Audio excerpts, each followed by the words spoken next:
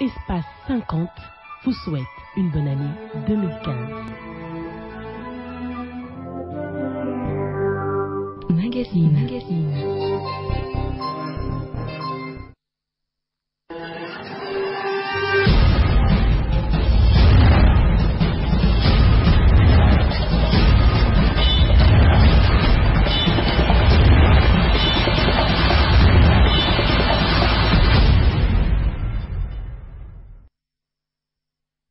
Ils sont avocats, professeurs d'université, acteurs politiques indépendants de la majorité ou de l'opposition. Voici, ça fait débat pour vous. Merci de votre fidélité. Alors aujourd'hui, dans notre menu, nous avons la loi électorale.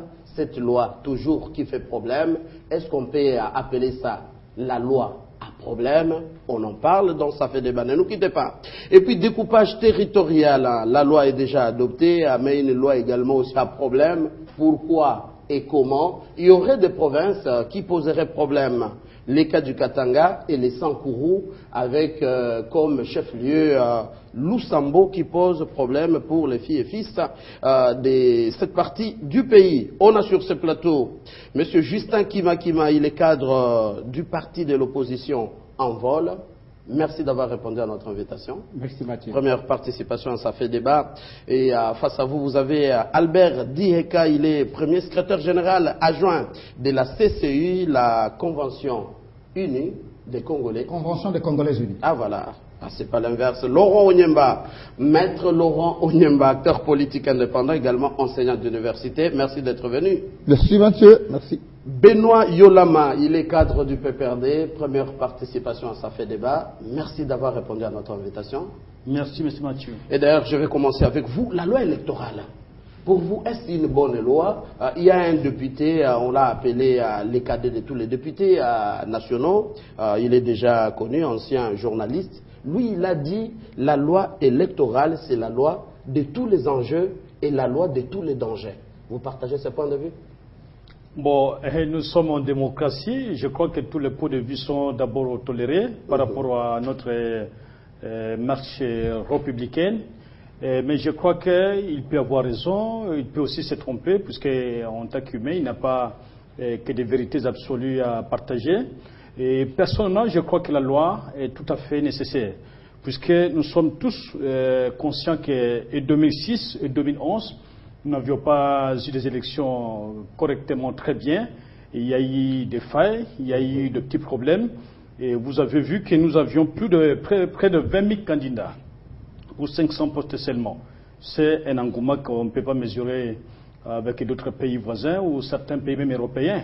Et je crois que compte tenu du diagnostic qui avait été fait par le passé et tenant compte de réalité du moment, il est tout à fait nécessaire, peut-être obligatoire, que nous puissions voir dans la même trajectoire. C'est-à-dire que nous devons changer la loi pour permettre aux citoyens congolais de réduire la charge à la CENI, mais aussi d'éviter que régulièrement nous soyons en train de nous attaquer à la CENI, où on trouverait un serveur qui gâcherait des données. Vous êtes de la majorité. Je suis de la majorité. C'est vous qui êtes acculé avec l'article 8 alinéa 3. Même si vous ne voulez pas le dire directement. Écoutez, le projet a été déposé par le gouvernement. C'est aux députés de produire la loi qui sera à même d'être consommée par la population congolaise. Moi, je ne crois pas qu'il faudrait tout de suite écrire comme certains sont en train de le faire, puisque c'est la même opposition qui avait demandé qu'on revisite la loi numéro 055 portant création, organisation et fonctionnement de la CENI.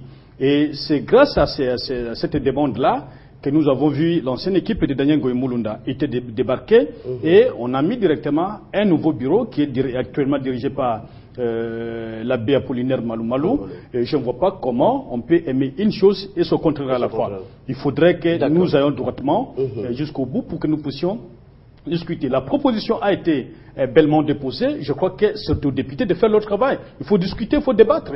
Si on a peur de la discussion, je sais que les psychologues parlent plus lorsque vous trouvez quelqu'un être très nerveux, c'est une en tout cas un signe de faiblesse qui démontre qu'on n'est pas en mesure de débattre, on n'est pas en mesure d'échanger et on tombe dans la violence. L'opposition est déjà ici. Tout à l'heure, leur réaction. Justin Kimakima, vous êtes de l'opposition, vous êtes du parti En Vol. L'opposition qui n'a que 30% au sein de l'Assemblée nationale. Comment vous digérez cette loi électorale? Comment vous la jugez? Oui, Mathieu, le problème, ce n'est pas le pourcentage de représentation de l'opposition. Les 30% ne disent rien en réalité par rapport à la vérité. Voilà. Il est vrai que tous nous avons déploré ce qui s'est passé en 2006 et nous avons déploré ce qui s'est passé en 2011 et que tous, avec la bonne foi, la bonne volonté, nous voulons que demain, ça se passe beaucoup mieux. Mais on a pensé qu'il faut réviser la loi électorale. Il est vrai, au départ, le principe, il est bon. Réviser la loi électorale n'est pas un problème. Mais pourquoi, pour quelle finalité? Nous avons pensé qu'il fallait retoucher la loi électorale juste pour aménager l'espace de la transparence du processus. C'est dans le mécanisme de la vérité des urnes. C'est d'abord là-bas. Ce n'est pas une loi électorale qui doit venir permettre une démarche détournée contre la Constitution. C'est quoi ça, détourné? Oui, mais vous savez, depuis longtemps, depuis 2012, on a vu le PPRD, il est là, les représentants du PPRD. On les a vus à la FICIN. Ils avaient projeté la révision de la Constitution. Et c'est pas que tout... C'est un parti politique qui a donné c'est leur point de vue, on le respecte, on l'a toujours respecté. Mais c'est parce que, et la population, et l'opposition, et la société civile, et la communauté internationale, tout le monde s'est levé contre la révision de la Constitution, qu'ils ont trouvé dans la loi électorale le moyen détourné d'atteindre leurs objectifs. C'est quoi leur objectif? Vous évitez de dire, sentez-vous libre. Non, on n'évite pas de dire, c'est connu. C'est qu'ils voulaient réviser la Constitution, soit pour donner un troisième mandat au président de la République, soit pour ne pas lui donner un troisième mandat, mais du moins pour pérenniser le pouvoir. Et ce qu'ils veulent dans la loi électorale... Comme aussi on peut organiser les élections en 2016 et la majorité... oui, la majorité peut aussi gagner, mais pourquoi ils ont peur? Parce que ce qu'ils organisent, ce qu'ils veulent organiser au travers de la loi électorale, justement ne permet pas d'organiser les élections 2016. Ah, ça d'accord. On va revenir à vous tout à l'heure. Laurent Onyemba. Maître Laurent Onyemba, vous êtes un acteur politique indépendant. C'est comme si je suis en train d'attendre sur ces plateaux que la majorité a échoué de rallonger un certain mandat du président. Et maintenant, on passe... deuxième version, la loi électorale, avec les conditionnements des élections présidentielles et même pour les députés par les recensements, même si vous évitez de les dire ici. Merci Mathieu, parce que vous m'avez appelé indépendant, j'avais donc tenté de trancher. Évidemment, je joue alors carrément le rôle du juge. Nous sommes en face de la loi électorale. Pourquoi la loi électorale dérange?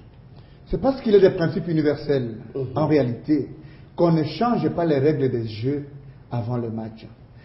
Parce qu'on ne change pas les règles des jeux avant le match, chaque fois que vous aurez tenté de changer les règles des jeux, évidemment... Il n'y a pas encore match quand même. Je dis ceci, chaque fois que vous aurez tenté, je suis en français, je ne suis pas à la dernière règle, chaque fois que vous aurez voulu changer les règles des jeux avant le match, en réalité, vous n'allez pas interdire aux autres, ne fût-ce que la capacité de vous soupçonner.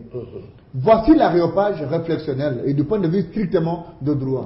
On y va. La constitution congolaise que j'ai avec moi, parce que moi, je peux ne pas voir tous les livres, toutes les valises du monde, mais je ne peux pas manquer une Bible et une constitution parce que je suis chrétien et républicain. Mais, que dit la constitution? 90 jours, ça c'est l'article 73, avant l'expiration de la date du mandat du président en fonction, il faut convoquer le corps électoral.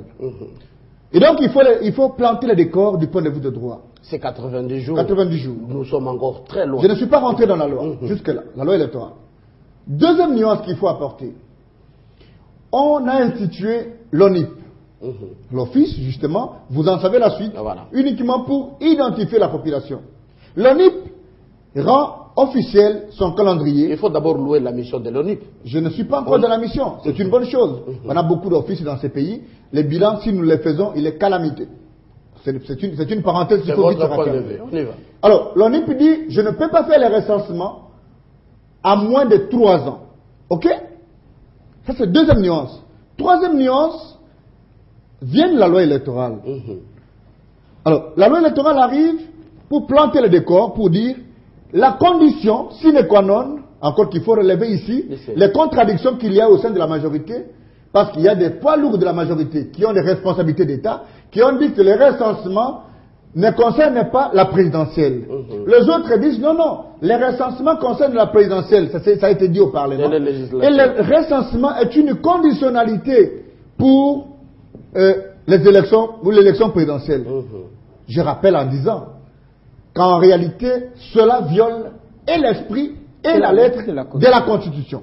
Alors, si c'est le cas, comment dégage le débat? Le débat se dégage dans ceci.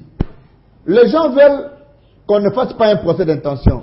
Mais en fait, avant le comportement, avant le matériel, avant l'acte, qu'est-ce qu'on juge? C'est l'intention. En juriste, tu sais qu'il y a des intentions qui sont punissables. Mais, il faut encore le prouver. Dans le cas du Congo, dans le cas de notre pays, le problème est à quel niveau? Nous sommes en face des arguments qui ont plaidé en faveur d'une révision constitutionnelle. Et les lois ont été retirées du Parlement uniquement parce qu'elles ont rencontré l'opposition farouche du peuple congolais. Je ne parle pas de l'opposition politique. Deuxième chose, c'est qu'on s'est rendu compte, le concept est trop en vogue, le glissement. Je ne vais pas emprunter ce concept. Mais on s'est rendu compte qu'il y a tentative, n'est-ce pas, de dépasser les délais tels que prévus par les textes qui nous gèrent, d'aller au-delà de 2016 au travers les recensements par les calendriers avancés par l'ONIP. Qu'est-ce que nous disons à la fin? Que la loi électorale est bonne en soi, mais qu'au sein de la loi électorale, voici les problèmes. 1. On soulève la problématique de la conditionnalité, c'est quelque chose qui est inconstitutionnel. Voilà. Deuxième chose, on s'est rendu compte que l'ONIP n'est pas à même de faire les recensements avant 2016. Ce qui fait qu'il y a, n'est-ce pas, corrélation du point de vue intellectuel entre la décision de l'ONIP et le comportement qu'amène la loi électorale. Encore qu'il y a des choses à dire dans la loi électorale. Vous voulez faire des candidats, des gens qui vont amener des milliers de dollars et une caution de par le monde être remboursable. Petite question c'est à vous. Oh là là. Pourquoi vous évitez de dire aussi que la Constitution permet qu'après 2016, il y a une certaine durée Mathieu, jusqu'à ce que les élections seront organisées. Je sais à quoi vous faites allusion. Mm-hmm. Mais moi, j'ai enseigné le droit et je l'apprends. Écoutez, l'article 220, vous faites allusion à cet article. Les institutions politiques de la transition restent en fonction jusqu'à l'installation effective des institutions correspondantes prévues par... Mais c'est clair. Mais est-ce que nous sommes dans un état en transition? Non. Mathieu, il ne faut pas masturber l'intelligence congolaise. Nous ne sommes pas dans un pays qui est en transition. Je termine en disant, Mathieu, s'il te plaît, c'est très capital. L'impression que nous voulons avoir à la fin, moi, comme je vous ai dit que je ne suis pas opposant, mais nous sommes en face des versions de la majorité qui se contredisent.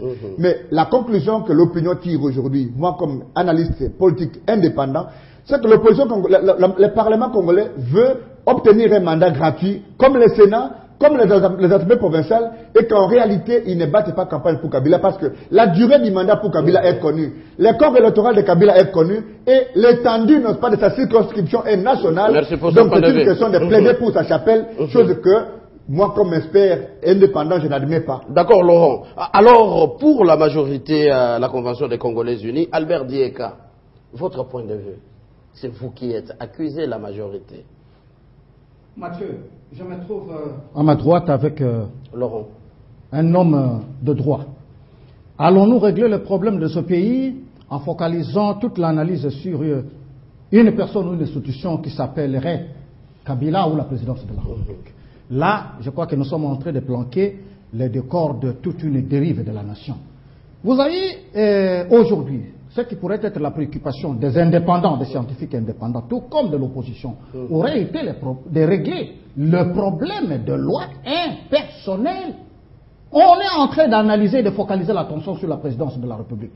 Mais on oublie que nous sommes en plein glissement. Est-ce que les députés provinciaux, les assemblées provinciales, les gouverneurs de province, est-ce que sont-ils moins ou plus congolais que les autres? Que les autres. Et vous voyez que même quand il évoque l'article 220, mais alors cet article, c'est la Constitution qui règle cela, la modalité de remplacement des institutions en place. Est-ce que quelle autre manière que nous devrions inventer pour sortir effectivement de la Constitution? Parce que sortir et faire le contraire, ce serait alors nous aligner derrière une logique putschiste. Nous sommes le seul pays, Mathieu, où la majorité part sur saut d'orgueil nationaliste pour gérer le pays en harmonie avec tous les autres. Prend quand même les résolutions de l'opposition pour les appliquer. N'oublions pas que l'opposition, la vraie, je ne sais pas, excusez-moi de dire la vraie, parce qu'ils ont l'art de tupifier les autres, mais alors l'opposition qui se présente comme opposition s'est réunie, il y avait un conclave du 6 au 11, je crois que... Là, c'est leur problème interne. Alors, oui, c'est leur problème interne, mais ils ont fait des résolutions, voilà. Ils ont fait des propositions à ceux qui sont au pouvoir. Et quand nous lisons ces résolutions qu'ils ont faites, qu'est-ce qu'ils disent? Et c'était 3 matières. Permettez-moi de le lire. Première matière, l'analyse de l'ordonnance présidentielle numéro 013/078 du 26 juin 2013. Deuxième matière, le cahier des charges de l'opposition politique congolaise au dialogue politique. Troisième matière, la problématique de révision constitutionnelle et de questions électorales. Et voilà les recommandations que l'opposition a faites après conclave. Première recommandation, les recensements généraux de la population, parce que l'opposition a pensé à ce moment-là qu'il était maladroit. Il fallait redéfinir le quotient électoral par rapport à la circonscription, parce que la réalité dans notre pays, on ne légifère pas pour ceux qui sont présents, on légifère pour la... C'est à l'époque où il y avait la problématique du serveur de la CENI. Non, il y avait aussi un problème d'injustice en démocratie, parce que ce qui est... Il y a même des entités qui devraient mourir, qui ne devraient même pas avoir un siège ou 2 sièges ou 3 sièges. Mais avec la procédure d'enrôler, au lieu de recenser, l'opposition s'est rendu compte ça a favorisé la que nous sommes en train de consolider la démocratie et qu'il fallait commencer par là. Deuxième résolution majeure. Pourquoi vous vous entraînez à l'opposition? Une question à vous, Albert Dieka, vous êtes de la Convention unie, la Convention des Congolais unis. Oui. Pourquoi vous en prenez à l'opposition au lieu de répondre cette affaire de conditionner les élections présidentielles et législatives? C'est la loi électorale, c'est ça la problématique, Albert Dieka. Comment voulez-vous que nous, majorité, nous puissions régler un problème qui est réglé par la Constitution? Parce que la Constitution, en cas de glissement, règle cette matière-là. Mais vous avez encore du temps, il y a encore des ans. Et qu'est-ce qu'il a dit? Vous-même, vous dites, laissez les présidents et les institutions travailler librement, ils ont encore 2 ans. Laurent Onyemba parle de 90 jours. Nous sommes à combien de jours de 2016? Et vous voyez cela là où le bas blesse. Là où les gens veulent nous conduire dans leur logique, qui est une logique putschiste. Mais s'ils ont un autre mécanisme pour remplacer Kabila, s'ils ont un autre mécanisme pour remplacer le Parlement actuel, s'ils ont un autre mécanisme pour remplacer le Sénat, s'ils ont un autre mécanisme pour remplacer les assemblées provinciales et les gouverneurs, eh bien qu'on nous présente cette recette magique, et la majorité ne va pas sacrifier le destin de la nation. Je crois que c'est rien que les élections. L'opposition, avez-vous un avis contraire? C'est par les élections qu'on change. Non, il n'y a pas d'avis contraire. Qu'est-ce que vous voulez nous dire, M. Albert? Oui. Les glissements, nous y sommes déjà. Si. Donc, vous voulez, et voilà que vous sortez finalement le morceau, vous voulez que les députés nationaux gagnent aussi leurs 10 ans, comme les sénateurs, les députés provinciaux, comme les gouverneurs. Non, vous le voulez. C'est en fait, c'est ça le projet. Parce que nous sommes dans les glissements, c'est vous qui le dites. Il faut continuer des glissements. Vous n'avez pas de yeux pour constater? Non. Mais c'est clair. Il n'y a pas de mécanisme, il n'y a pas de mécanisme magique. Il faut des élections et il faut des élections en 2016. Et comment il faut régler les problèmes? Conditionnés par les recensements. Et le Sénat. Comment organiser les élections? Mais c'est pourquoi nous voulons commencer en 2015. Et en 2016, mais pas avec les recensements comme condition. Pas avec les recensements comme condition. Et pourquoi pas on dit que c'était votre proposition, les recensements? Je n'ai pas lu la majorité a eu tout le temps. Depuis 2006. Bien avant 2006 d'ailleurs. Il y avait la guerre à l'Est, hein, il faut les savoir aussi. Je n'en disconviens pas, Mathieu. La majorité, le pouvoir, a eu tout le temps pour organiser le recensement. La majorité a laissé volontairement la situation pourrir pour qu'on en arrive à la situation où ils veulent bien glisser leur mandat donner au moins 6 ans au pouvoir du président Joseph Kabila et aux députés nationaux. Mais qui vous a dit que la Constitution prévoit plus de 5 ans de plus à un pouvoir qui est déjà fait mandat? Voilà. Est-ce que la durée est définie? Qu'il nous faut 3 ans pour le recensement. Donc, comme vous conditionnez les élections par l'organisation des recensements, c'est que vous voulez dire qu'il nous faut au moins, au minimum, 4 ans pour avoir les élections. Nous appliquons la deuxième résolution du conclave de l'opposition. Je lis. C'est quelle? Je lis parce que rapidement, avant de faire. Il ne suffit pas de soutenir quelque chose aujourd'hui pour les changer demain. Dans le but d'obtenir un gain politique.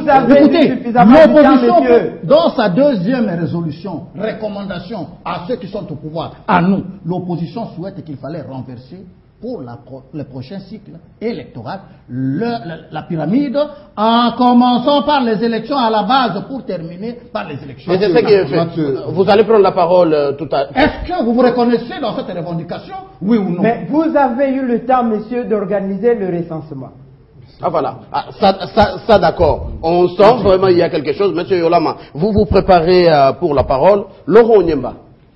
Mathieu, je ne savais pas que sur ce plateau, nous avions des porte-paroles de l'opposition qui seraient à la majorité. Dans la pédagogie, des débats, on devait s'interdire, en réalité, de s'occuper des choses qui ne sont pas justement l'objet des débats. Le problème, tout à l'heure, évoqué... Vous personnalisez aussi les débats. Je ne personnalise pas, Mathieu, suivez mon regard. Le problème de ce soir, c'est la loi électorale. Il relève aussi, n'est-ce pas, de l'éthique des débats. Nous avons justement l'art des débats que de laisser l'autre parler chaque fois que l'autre a la possibilité de parler. Je ne savais pas donc qu'il fallait évoquer les résolutions d'une opposition, encore que les vérités telles qu'avancées par une classe politique sont dynamiques au regard des faits qui sont en face. Ça, c'est une première nuance. Deuxième nuance, les débats sur les dépassements du Sénat des assemblées provinciales. Je ne sais pas ici, soit nous disons une chose et son contraire. Je ne connais pas une assemblée provinciale ou un Sénat qui a dit un jour que non, je suis Sénat, j'ai beaucoup de pouvoir, laissez-moi dépasser. Non, non. C'est le chef de l'État un jour, en congrès, qui a avancé des arguments. Je ne suis pas en train d'analyser les arguments du chef de l'État. Mais un jour, il a dit, pour telle ou telle autre raison, le Sénat continue, les assemblées provinciales continuent aussi. Mais je suis curieux de constater que des intellectuels, j'en connais beaucoup dans ce pays, Nahuel, Isidore, Kalouba, Joly et tous les autres, et vous se mettent d'accord et disent un jour que, non, non, la fonction du président de la République, je voulais dire, la fonction de la présidence de la République, qui est une institution dans la Constitution, est à comparer avec le Sénat ou les assemblées provinciales. Mais le président de la République est le porte-étendard, c'est le garant de la nation, c'est l'expression de la démocratie, c'est l'expression de l'alternance. C'est d'accord. Mais quand vous aussi vous entrez dans les problèmes, il y a problème. Mais c'est pour vous dire que on ne peut pas justifier les prolongements, les glissements pour emprunter les expressions de quoi que ce soit en dehors du champ constitutionnel. Ça, c'est l'idéal. Aux côtés, justement, des arguments de dépassement des institutions. Je voulais rappeler ici, on parle des poutistes. Qui est poutiste si ce n'est pas celui qui ne respecte pas la Constitution? Mais la Constitution congolaise, elle est claire. Pourquoi nous voulons faire de notre Constitution? Mais dès sa fin aussi est clair. Mathieu, c'est vous qui venez de lire cet article. Mathieu, vous avez lu ça. Mais, tu sais, nous sommes dans un pays où les gens ont l'art de commenter la Constitution. Moi, je vous ai rappelé que j'ai appris le droit et je l'apprends au tout. Ça, c'est vrai. La Constitution congolaise est en fait une sorte de pacte social que nous avons. Mais quand tu évoques l'article 220, l'article 220 dit les institutions de la transition. Mais nous voulons savoir si nous sommes en transition, oui ou non. Encore que ici, sur ce plateau, même les menuisiers ont le pouvoir de commenter la Constitution, alors que la Constitution elle-même dit qui en a le mandat. C'est le juge, c'est normal. Je dis ceci, c'est le juge. On peut commenter comme intellectuel, mais le pouvoir d'interprétation stricte de la Constitution est connu acquis de droit. Je voulais expliquer, pour terminer, la notion du dépassement de glissage. En une minute, qu'est-ce que je veux dire? L'image qu'on nous donne là, la cartographie, moi je ne suis pas de l'opposition, je le rappelle, ni de la majorité, parce que j'estime que quand on parle de questions d'État, il n'y a pas d'opposition, il n'y a pas de majorité. Mais le problème c'est que nous sommes en face des identités, en face des expressions qui donnent finalement une certaine cartographie de ceux qui ont la volonté d'aller au-delà de ce que prévoit la Constitution. Pourquoi, Mathieu? Parce qu'apparemment, on est en train de perdre la pédale. Nous disons ceci. L'ONIP dit ne peut pas aller au-delà, plutôt ne peut pas faire les recensements avant 3 ans. Alors que nous parlons, ils ont été sincères. Je n'ai pas dit que nous sommes à côté de 3 mois, de 90 jours. Même si nous sommes à 100 ans du fin de mandat, la fin de mandat de Joseph Kabila, mais en réalité, nous devons convoquer le corps électoral 90 jours avant. Mais que la durée telle que prévue par l'ONIP est au-delà de 20 mois qui nous restent à la présidentielle. Comment nous réglons les problèmes? Ce qui veut dire... Le problème, c'est que les mécanismes et le droit, la loi a tout prévu. Toute institution, à la fin de ce mandat, doit déposer. Alors, si nous n'avons pas... En 2000, je dis ceci, mais les institutions ont... Les institutions ont une durée. La Constitution dit que les députés sont élus pour un mandat de 5 ans, mais Salvador Dieka lisez attentivement la Constitution. C'est ma Constitution, je l'ai amenée. C'est écrit que les députés ont 5 ans, le chef de l'État a 5 ans. Ça signifie qu'à la fin de 5 ans, la durée du mandat prend fin. Oui, et les mécanismes sont connus. Le Congo n'est pas en voie de n'a pas un changement. Nous avons une loi électorale. Si nous pensons que nous sommes court-circuités par le temps et que ça ne nous permet plus, n'est-ce pas, d'avoir une nouvelle loi électorale, la possibilité, c'est qu'il faut faire avec l'ancienne loi. Deuxième chose, pour terminer, Laurent. Les députés nationaux n'ont pas besoin d'un bonus comme le Sénat et l'Assemblée provinciale. Ils ne l'ont pas demandé. Ce sont des gens qui sont en inconstitutionnalité et rassurez-vous que l'histoire de notre pays est en train de s'écrire. D'accord, Laurent. Notre adversaire, ce n'est pas les Congolais. D'accord, Laurent. Les gens sont dans la misère. Et cette misère-là a évoqué d'autres constitutionnalités. Si on ne prend garde, rassurez-vous que nous allons arriver à des moments les plus critiques de l'histoire de notre pays et que ça ne va pas avancer un seul Congolais. Encore que Joseph Kabila n'a envoyé personne et n'a dit à personne qu'il ne va pas, il va se représenter. Je suis conscient que Joseph Kabila, mon président, va déposer à la date prévue et que si vous voulez un chaos, le Sénat va prendre les arènes le Sénat va prendre les arènes telles que la Constitution le prévoit. Et je suis confiant, au-delà des arguments populistes de la majorité. On va poser la question tout à l'heure. Laurent Onyemba, alors, Maître Benoît Yolama, vous êtes du PPRD, vraiment on vous a chargé. Alors, je comprends en fin de compte comme si vous avez la majorité au Parlement, ça veut dire la loi électorale sera adoptée, acceptée par tout le monde après la commission PAJ, mais ça restera toujours une loi à problème qui va diviser la classe politique. Votre point de vue aussi? Oui, je crois que je voudrais d'abord balancer un peu les arguments que j'ai entendus de ma droite et de ma gauche.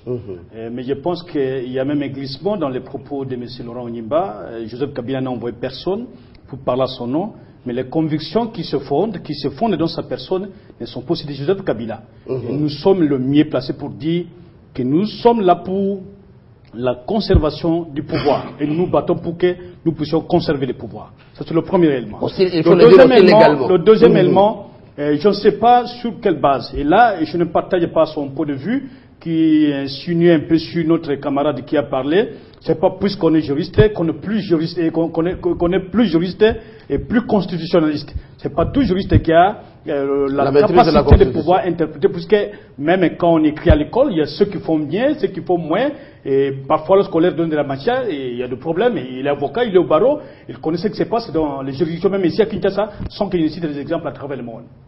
Un autre élément, c'est que le juge ne parle pas de l'intention première. Et tout juriste ne peut voir que la finalité de la volonté exprimée par une partie. Et la loi est impersonnelle. Mais quand tout de suite vous voulez réduire la modification de la loi à la personne de Joseph Kabila Kabange, juridiquement aussi, vous péchez. Parce que la loi est impersonnelle. Il n'y a pas une loi qui a été préparée pour Joseph Kabila. C'est aux députés de nous démontrer leur capacité, leur intelligence à pouvoir produire des lois qui seront appliquées. Mais si il faut dire que le ciel va tomber, peut-être Jésus-Christ va revenir tout de suite, il y aura la fin du monde, je ne pense pas. Et je ne partage même pas le point de vue de mon co-débatteur d'Anvol, qui considère la société qui est la société civile, l'opposition politique, et alors je ne sais pas, il représente qui? S'il faut parler en termes de majorité, c'est nous qui avons la majorité, c'est nous qui pouvons prétendre engager l'ensemble de la population congolaise, puisque nous avons la majorité parlementaire qu'on ne peut pas discuter. Et, très grave encore, on oublie tout de suite que c'est l'opposition qui avait adressé une demande. Et pas même le congrès le camarade Diheka a fait allusion. Ils avaient adressé une communication aux Nations Unies, aux représentants des Nations Unies à Kinshasa, où ils demandaient qu'on puisse revoir les modes de scrutin, qu'on revoie la loi électorale et qu'on change les bureaux de la CENI. Puisqu'on ne peut pas se limiter sur quelques dispositions de la Constitution, parce que la Constitution est avant tout, à mon avis, et mon humble avis, une affaire politique avant d'être une affaire de droit. C'est lorsque les politiques auront dégagé la matrice sur le fonctionnement de l'État que le juriste est appelé à couler cela comme étant une loi. Mais ce n'est pas tout de suite là qu'on va commencer à dire, moi en tant qu'enseignant, moi en tant que politique, mais si on est indépendant, on ne peut pas glisser vers une partie sans protéger l'autre partie. Et ça nous permet d'entrer... Les glissements, alors je voudrais tout de suite dire que nous sommes déterminés, puisque nous avons une majorité. On ne reculera pas. Les députés qui sont restés, il y a d'autres qui sont de l'opposition, ils vont certainement... Et c'est là où vous ne répondez pas à ma question. Vraiment, vous dites que vous avez une majorité. Vous ne craignez pas cette fissure? La loi sera adoptée, bien sûr, parce que vous avez une majorité, mais la fissure restera. Mais quelle est la cité qui fonctionne au monde où il n'y a pas de fissure? En France, M. Hollande a fait passer la loi sur l'homosexualité. Ah, voilà. Contrairement à la volonté de sa population. Vous avez vu des manifestations en France. Mais la loi a été votée. Et nous nous engageons en fonction de ces principes-là. Ceux qui gouvernent proposent. Si au niveau de l'opposition, il n'y a pas de gens qui peuvent proposer des contre, là c'est clair, ça tient. Présenter des contre-propositions, c'est taillé, mais nous, la démarche est éminemment politique. Si on estime qu'il faut arrêter la loi, les députés sont le mieux placés pour arrêter la loi. Ça c'est clair. Alors, et quand il y aura l'étude sur la conformité de cette loi par rapport à la Constitution, nous avons des hauts magistrats qui sont déjà nommés, qui sont en train de prendre déjà leurs fonctions à la Cour constitutionnelle, qui répondront à cette là, d'accord. Je ne permettrai pas, Laurent Onimba soit-il, merci Benoît, les juristes, je ne sais pas quel nom il faut les coller, de pouvoir interpréter des choses qui ne relèvent pas de sa compétence. C'est son point de vue, hein. Juridiquement et politiquement. La démarche ici est éminemment politique, et je ne crois pas. Il y a des cas de violence. Si vous analysez en tant qu'indépendant, il fallait condamner les enfants qui ont été attaqués dans le bus. Si le vôtre était là, quelle serait votre réaction? Et qu'est-ce que ça va avec la loi électorale? Je ne suis pas obligé de voilà. Ça d'accord. Maître Benoît, l'équilibre de la parole. Donc je pense que il faut chuter. Ce que les autres sont en train de faire, ce n'était pas pour distraire l'opinion. Ils doivent dire clairement qu'est-ce qu'ils reprochent. Si jamais cet article 8 était la guette de cette loi électorale, que vont-ils dire demain? Et demain après-demain, dire allons avec la même loi qui a posé problème en 2006 et en 2011. Mais Laurent doit connaître que parmi les modes de scrutin que nous avons, la proportionnelle est parmi les modes les plus décriés. Puisque quelqu'un qui n'a pas atteint les quotients, qui a peut-être 20 000 voix, au lieu d'avoir 50 000, il n'est pas élu, mais celui qui est le 20e de cette loi, directement est élu. Et quand l'opinion parle, non, le nôtre a eu beaucoup de voix, il n'a pas été élu. Mais ce sont des problèmes qu'il fallait diagnostiquer, qui ont été diagnostiqués, et par l'opposition, et par la communauté internationale. La demande a été formulée. Moi, je pense que les amis doivent s'apaiser, que l'intelligence réponde. Ah voilà, terminez la phrase s'il vous plaît. Que l'intelligence réponde, au lieu qu'on tombe dans la violence, les menaces et consorts. Je ne vois pas cette opposition, je l'avais déjà dit, mobiliser 1000 personnes ici à Kinshasa, ça c'est devenu difficile pour l'opposition. Donc la population n'en veut plus. 15 minutes pour parler du découpage territorial. Mais avant cela, une minute, on vous l'accorde rapidement. Oui, alors je prends ma minute. Merci Mathieu. Je réponds en disant que la loi électorale a des problèmes.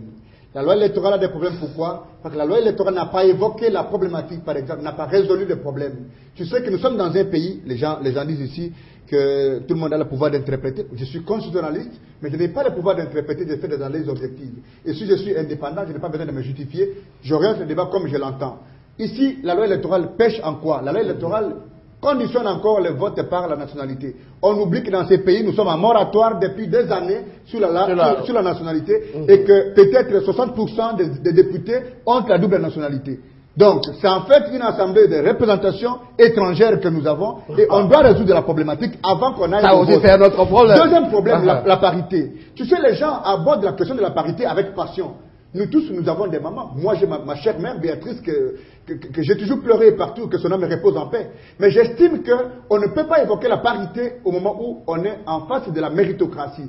On conditionne que toutes les associations politiques aient des femmes. Mais si on n'en a pas, on ne va pas créer des femmes pour dire que la femme qui a plus de voix dans la circonscription où il y a plus de 2 sièges prend le siège.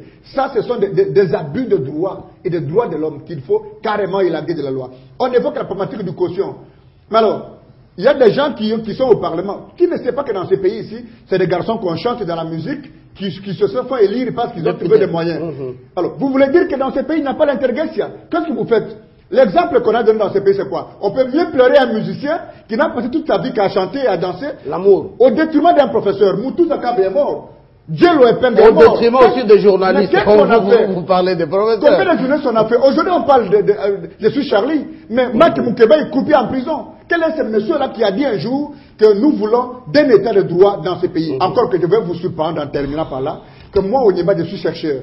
Je suis déjà sorti de la démocratie électorale, celle qui met l'accent sur les personnes. Je suis déjà au niveau des réflexions de la démocratie constitutionnelle, celle qui met l'accent sur la responsabilité des juges et des dirigeants. Vous avez parlé de la Cour constitutionnelle. Est-ce que vous savez que les juges de la Cour constitutionnelle ont déjà dépassé largement la durée pour prêter serment? Posez la question à Évariste Bouchab, qui est mon professeur, Dieudonné Kalouba, Ngondankoyi, Vundwawe, Mboko, et tous les autres gens, Louis Sambo, qui est un savant. Personne ne pourra me contredire. Et donc, je ne suis pas dans des courbettes politiques pour dire que je suis PPRD, j'ai mis les toits des partis politiques. Je fais des analyses objectives. Et si dans ce pays, chaque fois qu'on fait des analyses objectives, on vous appelle opposition, merci Laurent.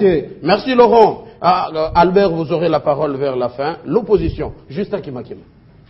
Je crois que nous devons faire un effort d'être vrais et de revenir dans nos sentiments des Congolais. Le pouvoir, l'argent, le poste, ça va passer. Ah, c'est normal, c'est la conservation du pouvoir et l'ensemble politique. Ça va passer. La conservation du pouvoir, mais de quelle manière? Par quels moyens? De quelle majorité, M. Benoît, nous parle ici? La majorité parlementaire. De quelle majorité? La majorité parlementaire qui n'a plus la population derrière elle. De quelle majorité? On le saura, les élections, c'est d'ici là, les élections locales. C'est d'ici là. Qu'il va y avoir. Nous voulons qu'il y ait des élections, on connaîtra qui. Mais le président a dit 2015, c'est une année électorale. Nous voudrions dire ceci. Nous voudrions dire ceci. Nous ne voulons pas d'une loi électorale tronquée. Nous ne voulons pas d'une loi électorale qui détourne l'intention réelle de réviser la Constitution. La majorité parlementaire doit aujourd'hui savoir qu'elle n'a plus la population avec elle. Vous parlez de quelle population? Vous, l'opposition. La population congolaise et la population chinoise. Vous mobiliser même la même population. Vous savez pourquoi il y a eu convocation de la plénière le lundi? C'est parce que justement ils ont eu peur. Vous savez pourquoi le président de l'Assemblée nationale s'est vu obligé de parler en lingala en disant que, voyez, restez là-bas, toko réviser constitution T. C'est parce qu'il sait que la population les attend sur la question de la constitution. Et c'est à cause de cela qu'ils ont cherché une voie détournée. C'est à cause de cela qu'ils ont cherché une voie détournée. Et nous, notre responsabilité aujourd'hui, c'est quoi? C'est de dire à cette population, n'attendez plus une quelconque plénière sur la révision de la loi de la Constitution. Nous y sommes déjà. Ce qui va se passer ou ce qui voudrait se passer avec la révision de la loi électorale. C'est une révision constitutionnelle, c'est plus une autre version. Une autre version, mais une version plus cruelle que la version de la révision constitutionnelle. C'est ce qu'il faut dire à la population. C'est ce qu'il faut dire à la population aujourd'hui. La majorité. Pourquoi vous ne voulez pas?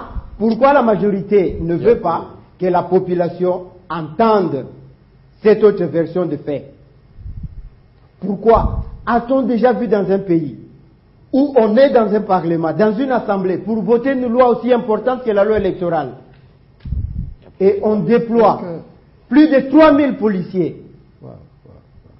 A-t-on déjà vu ça par le monde? Ah voilà, il faut donner la parole à l'opposition. Alors, vous êtes de la majorité, votre réponse. Sincèrement, je réclame que le timing soit respecté pour que nous puissions réagir chaque fois, parce que la population qui nous suit voudrait avoir le pour et le contre. Ça d'accord, vous avez la parole. Sincèrement, il ne faudrait pas que mon frère Laurent Onyimba me pousse à détester le droit. Moi, je n'ai pas fait le droit, j'aimerais bien apprendre, Mais je voudrais tout simplement lui faire voir que celui qui a la volonté d'apprendre peut maîtriser mieux que le professeur ordinaire.